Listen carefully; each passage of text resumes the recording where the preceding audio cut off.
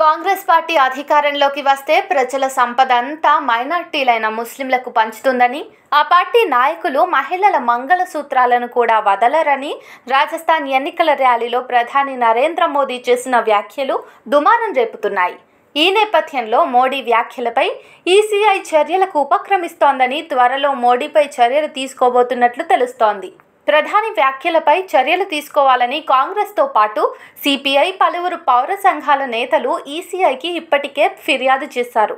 మోడీ వ్యాఖ్యలు విభజన, విద్వేషాన్ని ప్రోత్సహించేలా ఉన్నాయని, ఓ వర్గాన్ని లక్ష్యంగా చేసుకుని ఆయన ప్రజలను రెచ్చగొడుతున్నారని విపక్షాలు ఆగ్రహం వ్యక్తం చేస్తున్నాయి. ఈ క్రమంలో మోడీ స్పీచ్పై అందిన ఫిర్యాదులపై ఈసీ ఎలా రియాక్ట్ కాబోతోంది అనేది ఆసక్తిగా మారింది.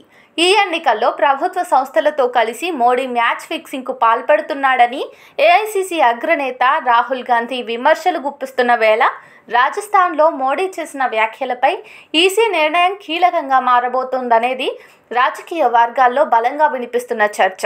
ఈ నేపథ్యంలో ప్రధాని ప్రసంగంపై వచ్చిన ఫిర్యాదులను ఎన్నికల సంఘం పరిశీలించడం ప్రారంభించిందని సంబంధిత వర్గాలు తెలిపాయి. అయితే అనుచిత వ్యాఖ్యలు చేసిన నరేంద్ర మోదీపై బీజేపీపై ఎఫ్ఐఆర్ నమోదు చేయాలని సిపిఐఎం ప్రధాన కార్యదర్శి సీతారాం యెచూరి డిమాండ్ చేస్తున్నారు. ప్రతిపక్షాల నుంచి ఒత్తిడి పెరుగుతున్నందున ఈసీఐ డెసిషన్ సస్పెన్స్గా మారింది.